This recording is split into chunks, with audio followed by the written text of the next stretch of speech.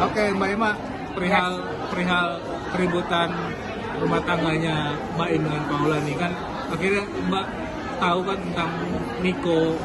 Yes, Nah, kan Niko. seperti apa sih Mbak? Ya, kan yang terakhir ini aku update sih katanya istri dari Niko kan akan keluar ya. Dan dari seminggu yang lalu pemberitaannya juga kan mengenai gugatannya pemohon, yaitu dibilang ada perselingkuhan. Tapi kan sebenarnya itu tidak bisa dibuktikan, tidak bisa, nggak ada buktinya gitu loh, nggak ada buktinya. Jadi dengan Nikonya bisa keluar dan speak up juga istrinya, pastinya akan membantu banget gitu untuk menguatkan bahwa hal yang dituduhkan itu nggak benar gitu loh. Dan memang harus ada klarifikasi juga sih menurut aku ya, karena kan sini kan,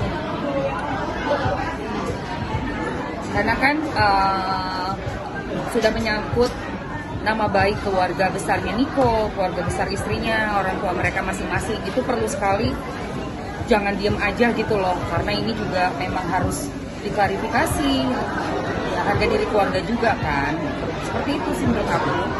Tapi bukannya ini menjadi kesalahan Mbak Im juga karena akhirnya si Niko bisa main ke rumah akhirnya bisa Aduh, kalau itu itu aku gimana? nggak bisa komen lah kalau soal ini apa kesalahan, karena kan begini loh ya, kita tuh nggak berada di situasi dan kondisi tersebut yang menyaksikan secara langsung, melihat secara langsung. Kita tuh nggak ada di situ, jadi nggak dewasa atau nggak tepat lah kalau Mams itu ikut komen mengenai apa yang sebenarnya terjadi, karena yang sebenarnya terjadi cuma mereka aja yang tahu gitu. Kita tuh hanya bisa ngedengerin dari pihaknya Baim, dari pihaknya Paula, dan kita cuma bisa berasumsi sendiri aja. Tapi untuk benar-benar tahu ya mereka, makanya ini nih harus dikelirkan dong. Udah terlanjur bola panasnya udah dilempar keluar, kita udah sampai heboh semua ya kan. Jadi ya harus dikelirkan kalau memang betul nggak ada ya. Udah, ayo speak up deh, ngomong deh biar ini clear gitu. Jadi nggak jadi asumsi liar gitu. Oke, tapi emang kedekatan antara Niko, Paula dan Mbak Im seperti apa sih Mbak? Ya itu sekali lagi ya, kalau dengar dari ceritanya Paula sendiri, dari Baimnya sendiri yang aku lihat di mana tayangan ya, kan katanya Baim tuh teman lama, udah sahabat lama puluhan tahun. Berarti sahabat lo ya, bener-bener bukan cuma yang kenal setahun 2 tahun, tapi puluhan tahun. Begitu juga Paula lihat di podcast, Paula bilang itu tuh teman lama, dia juga yang ngizinin datang ke rumah, berarti bukan orang sembarangan, bukan kayak tetangga sih yang nggak dekat atau siapa yang baru kenal. No, ini udah teman dekat banget loh, udah sahabat keluarga banget. Terus yang aku juga soroti gitu ya, yang aku juga jadikan pengen aku tanyakan lah ke Baim juga, ya gimana sih sebenarnya peraturan di rumah tangganya, Kak, ini teman boleh nginep lawan jenis gitu, apakah memang biasa seperti itu ya kan. Tapi juga aku lihat beberapa VT yang ada gitu ya, Baim punya teman cewek juga gitu yang sahabatnya tuh deket banget ke sahabatnya gitu kan, ke sahabat lawan jenisnya. Jadi sepertinya sih sebenarnya punya sahabat atau menjalin persahabatan di keluarga mereka tuh nggak masalah untuk lawan jenis gitu loh. Tapi yang jadi masalah kenapa baru sekarang itu ditimbulkan sehingga menjadi isu dari gugatan perceraiannya itu sendiri.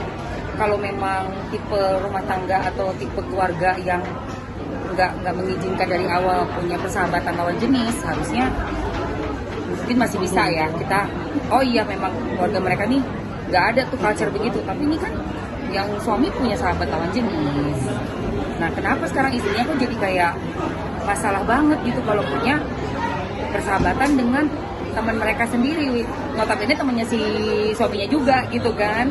Itu yang membuat aku sebagai netizen juga, ya aku posisinya sebagai netizen lah ya, sebagai orang luar mikir gitu loh, ini kenapa sih gitu. Oke, berarti bisa dikatakan menjadi yang tersudutnya adalah Paula ya Mbak, karena Betul, ya posisi Paula nggak enak banget dong, karena mungkin nggak tahu ya, mungkin ya dia mikir, oh nggak apa-apa kok, suami aku juga sahabatnya cewek-cewek semua dan deket banget loh ya, physical touch, kayak kissing apa itu semuanya kita juga bisa lihat di banyak beberapa video-video ya, acara-acara lah kalau ketemu sama sahabatnya Baim kayak gimana gitu. Nah mungkin Paula menerapkan juga untuk diri dia, tapi ternyata itu dijadikan suatu isu besar gitu. Tapi Mbak juga kenal dengan sosok Niko. Enggak sih, nggak kenal. Makanya aku penasaran nih. Karena si Niko juga aku lihat ya dia kerja ya kayaknya kerja di tempat mereka gitu kan, deket terus ada kerja juga. Kok ya masa sih gitu loh, kayak mikirnya. Apalagi juga ada katanya kan di kamar, tapi kamarnya itu tempat anak main juga yang bolak-balik orang banyak gitu. Jadi ini memang situasinya menurut aku bukan kayak kerja hotel gitu yang mereka check in diem-diem gitu kan. Ini tuh rumahnya rame banget, banyak orang terus di kamar gitu yang dibuka yang nggak ada kunci yang bisa siapa aja masuk. Kayak agak kayak gini sih, emangnya berapa tahun pernikahan nggak kayak gitu tuh, ruangan buat apaan gitu loh. Jadi kita nggak jadi mikir ke sana. Berarti Niko sendiri berarti memang karyawan dari Baim Paula juga? Aku nggak ngerti. Pokoknya mereka selalu ada misalnya katanya sih si Paula di podcast ya bilang kalau misalnya ada masalah rumah tangga mau curhat itu ke si cowok ini gitu kan, entah itu dari Baimnya atau dari Paulanya pasti ke cowok ini. Berarti kan cowoknya deket banget sama dua-duanya dan mungkin masih bisa ngasih solusi atau bisa jadi pendengar yang baik buat Paula. I don't know gitu loh. Tapi yang pasti mereka selalu menempatkan cowok ini tuh di rumah tangga mereka sebagai temen yang mau ngedengerin gitu loh. Makanya ini orang dia harus bicara sih, dia harus ngomong sih supaya kita nggak berandai-andai kayak gini. Siapa ya, kenapa ya, kok bisa gitu? Dia harus ngomong sih. Ya. Ada lagi? Oke. Oke, cukup. Terima kasih, Mbak. Alright.